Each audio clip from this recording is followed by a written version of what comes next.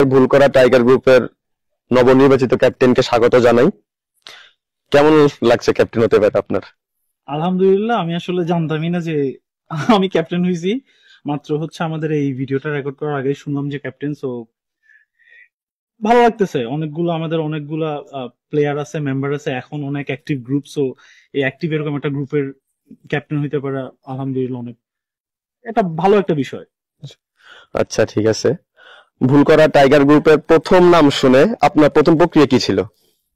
প্রথম প্রতিক্রিয়া আসলে আমি 2008-9-এর দিকে আমরা প্রথম শুনি যে অফিসিয়ালি নাম তো এর পরে আসছে অনেক, যে একটা হয়েছে, বাট প্রথম যে এটা একটা ছিল যে নাম দেওয়ার একটা মুভমেন্ট থাকে, তখন আমরা শুনছিলাম যে হ্যাঁ, টাইগার গ্রুপ বা বাংলাদেশ ক্রিকেট টিমেরও একটা রিপ্রেজেন্টেশন হচ্ছে টাইগার। সো ওই বেসিসে নামটা শুনে আমাদের অনেক ভালো লাগছিল যে এরকম একটা নামই আমরা ডিজার্ভ করি। ভুল করার ফুটবল টিম বা ক্রিকেট টিম, যে কোনো টিমকে রিপ্রেজেন্ট করার জন্য ভুল করা টাইগার গ্রুপ বলতে একটা কমন প্ল্যাটফর্ম থাকবে। সো এটা খুব সুন্দর একটা নাম। আচ্ছা, ঠিক আছে। আপনি কোন ফরমেশনে খেলতে পছন্দ করেন? ফরমেশনটা তো আসলে ডিপেন্ড করে প্লেয়ারের উপর, প্লেয়ার অ্যাভেলেবিলিটির উপরে। সো বর্তমানে যদি সেটা বিবেচনা করে বলি, সেটা হচ্ছে যেটা মানে আমার মাথায় খেলে আর কি, আমাদের সব প্লেয়ারকে দেখে। আচ্ছা, ঠিক আছে। আর আপনাকে যদি ভুল করা টাইগার গ্রুপের অল টাইম এক্স আই সাজাইতে বলা হয়, তাহলে আপনি কোন কোন প্লেয়ারকে সামনে রাখবেন? অল টাইম এক্সআই বলতে আমরা তো অ্যাক্টিভলি 2007 থেকে, 6-7 থেকে। সো 6-7-এর পূর্বে যারা ছিল তখন টাইগার গ্রুপের অস্তিত্ব ছিল না, এক্সিস্টেন্স ছিল না। সো ওই ক্ষেত্রে আমার অপিনিয়ন যদি নিতে হয়, তাহলে 2007-8-এর পরবর্তীতে যারা খেলে তাদের বেসিসে আমি আমার অপিনিয়ন জানাতে পারবো। সো এই বেসিসে যদি আমি সাজাই, তাহলে অনেকটা টিম ফরম্যাট এমন হবে যে আমি ওই 4-4-2 ফরম্যাটে টিম সাজাবো। আর দুই একদম ফরওয়ার্ড থেকে শুরু করি, যে অল টাইম বেস্ট ফরওয়ার্ড যদি আমার অপিনিয়নে দুইজন রাইট সাইডে রিপন ভাই, আমাদের মুল্লাবাড়ির রিপন ভাই। আর লেফট সাইডে আমাদের শাওন, আমাদের বাড়ির। এরপরে যদি মিডফিল্ডে আসি, মিডফিল্ডে তো আমাদের প্লেয়ার মানে ওই রকম স্কিল প্লেয়ার সবসময় কম ছিল। বাট চারজনের কথা বললে আমার চারজনের নাম নিতে হবে। এটা একদম সেন্ট্রাল মিডফিল্ড যে দুইজন থাকবে, সেটা রাপ্পু। আর একজন রাপ্পুর সাথে থাকবে আমাদের আহ রাপ্পুর সাথে কাকে নেওয়া যায়? রাপ্পুর সাথে নেওয়া যায় আমাদের ইয়াকে, আমাদের সিফাতকে, এই যে ছোট জুনিয়র সিফাত। আর দুই সাইডে দুইজন বললে আমি রাইট সাইডে রাখবো বাবু নামে একটা প্লেয়ার ছিল না পশ্চিম পাড়ার, জি যে জি জি, হ্যাঁ, জুনিয়র, বাবু বাবু। ওই বাবুরে রাইট সাইডে রাখবো। আর লেফটে রাখবো সাগরে, আমাদের যে সাগর আছে। সরি, সাগরকে আমি রাইটে রাখবো যেহেতু লেফটে লেফট, শুট দিতে লেফট পারে। ফুট। আর বাবুকে রাখবো লেফট সাইডে। আর নিচের ডিফেন্সের চারজনের সেন্ট্রাল ব্যাক থাকবে দুইজন, আর দুইজন লেফট আছে রাইট ডিফেন্স। সেন্ট্রালে আমি থাকবো একটা পজিশনে, আর আমার সাথে থাকবে মিয়াজিবেরি সোহাগ ভাই থাকবে সেন্ট্রাল ব্যাক রাইট সাইডে, আমি লেফট সাইডে। সোয়াপ হইতে পারে, সমস্যা নেই।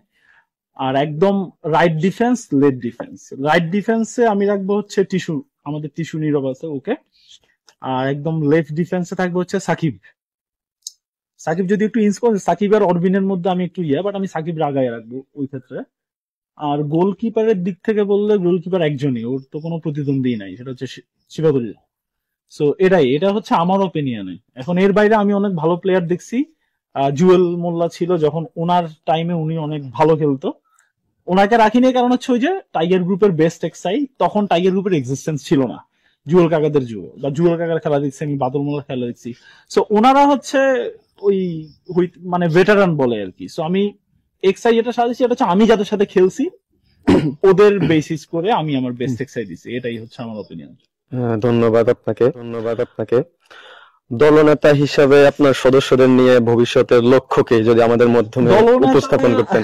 দলনেতা বলতে একটা ক্যাপ্টেনের রোল থাকে ফিল্ডে সবাইকে অর্গানাইজ করে খেলানো। আর কে কখন নামবে, কোন মোমেন্টে কে ক্লিক করবে, অনেক সময় অনেকের খারাপ দিন যায়, ভালো দিন যায়, বাট ওগুলা না রেখে সবার প্রতি। আমাদের গ্রামে এখন যেরকম অনেক অনেক প্লেয়ার, অভাব নাই, আগে তো এরকম ছিল না। সো এখন যারা প্লেয়ার আছে ওদেরকে এটাই বলবো, আমাদের জায়গার যে সংকট, জায়গার অ্যাভেলেবিলিটি কম, খেলার জায়গাও কম, তারপরে যতটুকু পারা যায় সবাই খেলার মধ্যে থাকতে। আর খেলার মধ্যে থাকলেই হচ্ছে আমাদের ওই গ্রুপটা অ্যাক্টিভ থাকবে, সেটা ক্রিকেট হোক ফুটবল হোক, আমরা হচ্ছে অ্যাক্টিভ রাখতে পারবো। এটা ইম্পর্টেন্ট হচ্ছে অ্যাক্টিভ থাকা, সবাই সবার সাথে কানেক্টেড থাকা খেলার মাধ্যমে। তো এটাই, সবাই খেলার মধ্যে থাকবে। আচ্ছা। আর শেষ একটা প্রশ্ন করতে চাচ্ছি, দলের সদস্যদের আপনি কেমন মেসেজ দিতে চাচ্ছেন, বা ভবিষ্যতে কিভাবে আগায় যাবে, ভবিষ্যতে কিভাবে কি করবে, আপনার পক্ষ থেকে কেমন মেসেজ? ভবিষ্যতে হচ্ছে ওই ফ্ল্যাগটা বিয়ার করতে হবে। যেমন এখন যেরকম আমাদের নসীন অনেক অ্যাক্টিভ গ্রুপের মধ্যে সারাক্ষণ একটা না কিছু দিয়েই রাখে, দেখা যায় যে হ্যাঁ, অনেক কিছু অবশ্যই দেয়, পোলাপান বুঝে না, অবশ্যই, অনেক হ্যাঁ শীট হ্যাঁ দেয়, অনেক কিছু দেয়, এক্সেল শীট দেয়, না বুঝতে পারলে একবার ক্লিক করে ঢুকে এখানে যে দেখা নতুন কিছু, না নতুন। বুঝতে পারলে কাউকে জিজ্ঞেস করা, বা যে দিছে তাকে জিজ্ঞেস করা।